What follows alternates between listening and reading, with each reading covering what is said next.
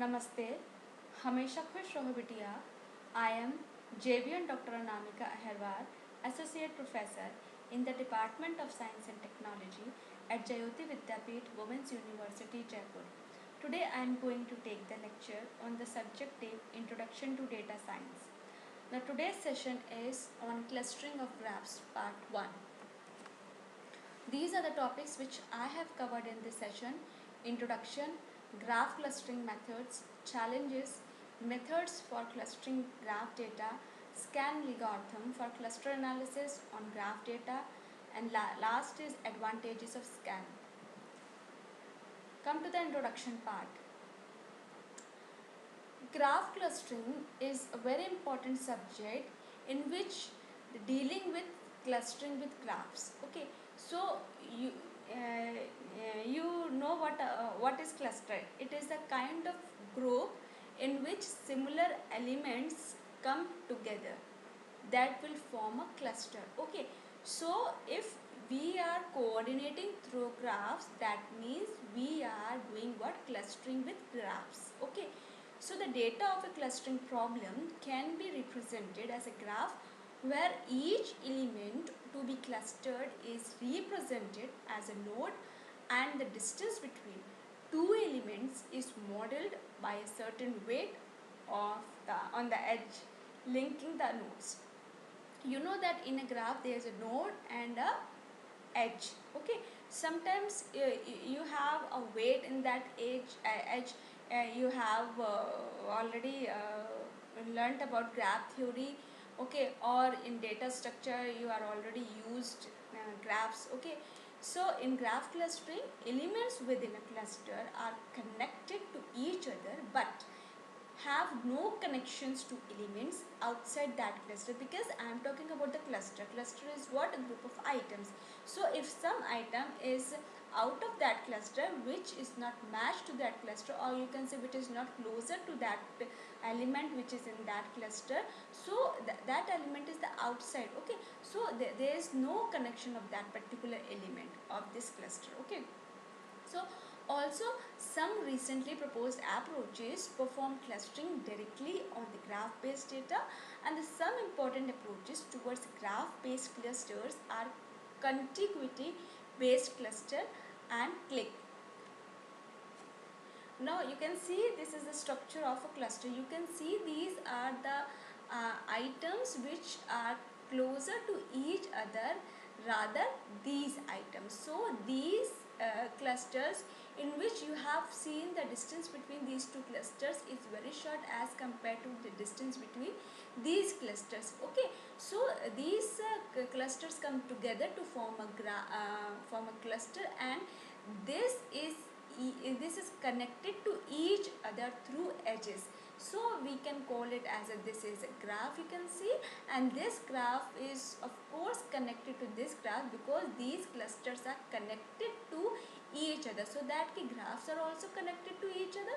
Okay, so you can see this item is connected to this means these two are separate graphs but still they are connecting together. Okay, so the clustering concept is very useful in various fields of computer science such as image segmentation and complex network analysis.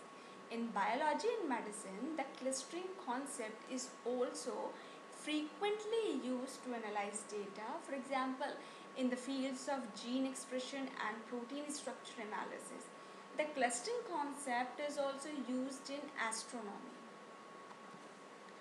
Now come to the graph clustering methods. Let's consider how to conduct clustering on a graph. We first describe the intuitions behind graph clustering. We then discuss two general categories of graph clustering methods. To find clusters in a graph, imagine cutting the graph into pieces, each piece being a cluster, such that the vertices, you know that in a graph there is a vertices, okay, within a cluster are well connected, and the vertices in different clusters are connected in a much weaker way. Okay, so formally for a graph, as you seen that G is represented as a graph, and in this there are vertices and edge. In a graph there is number of vertices connected to the edge. Okay, So a cut means C and S in T is partitioning of the set of vertices V in G, that is V equals to S union T and S intersection T equals to null, or you can say phi. Okay. So the cut set of a cut is the set of edges. In this, UV belongs to E, or U belongs to S, or V belongs to T. So the size of the cut is the number of edges in the cut set. For weighted graphs, the size of a cut is the sum of the weights of the edges in the cut set. Now they come to the challenges. First is high computational cost. Many graph cut problems are computationally expensive, of course. The sparse cut problems, for example, is NP hard, therefore finding the optimal solution on large graphs is often impossible. So a good trade-off between efficiency, scalability and quality has to be achieved. So the sophisticated graphs, in this, graphs can be more sophisticated, sophisticated than the ones described here, involving weights and or cycles. The third one is the high dimensionality. A graph can have many vertices. In a similarity matrix, a vertex is represented as a vector, a row in the matrix with a dimensionality, that is the number of vertices in the graph. Therefore, graph clustering methods must handle high dimensionality. So the next is the sparsity. In this, a large graph is often sparse, meaning each vertex on average connects to only a small number of other vertices. A similarity matrix from a large sparse graph can also be sparse.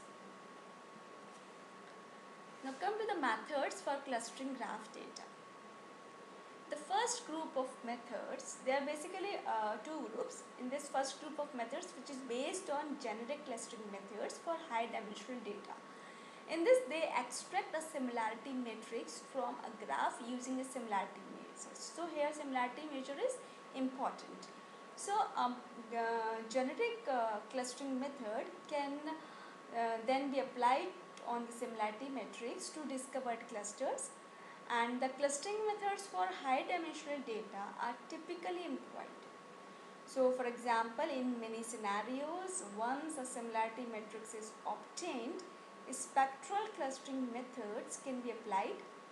In this, spectral clustering can approximate optimal graph cut solutions. The second one is the group of methods is specific to graphs. They search the graph to find well-connected components as clusters. Let's look at a method called SCAN, that is a structural clustering algorithm for networks. This is an example of this. Okay, second group, that is specific of graph. So in this, given an undirected graph G equals to VE for a vertex, U belongs to V and neighborhood of U is or U and V or UV belongs to E union U. So using the idea of a structural context similarity, SCAN measures the similarity between two vertices. UV belongs to V by the normalized common neighborhood size, that is in this you can see the equation. Okay. Now this is the algorithm of SCAN for clustering on graph. Here you input a graph, okay, then output is your set of cluster, of course, and the method is set of all vertices in V unlabeled. So for all unlabeled vertex, you have to do is a code, then generate new cluster, then insert all vertices. While this is not equals to do, so first vertex in Q, then R, and so on. So this is the algorithm of SCAN, you can see here. Now come to the advantages of SCAN. In this, its time complexity is linear with respect to the number of edges. So in every large and sparse graphs, the number of edges is in the same scale of the number of vertices. Therefore, scan is expected to have good scalability on clustering large graphs. So this is all about clustering of graphs. So this is a question for practice: how to use clustering to reduce data set samples. Thank you. This session powered by digital version 2.0 Jayoti Vidyapeeth Women's University, Jaipur. Hope you are satisfied with my digital session.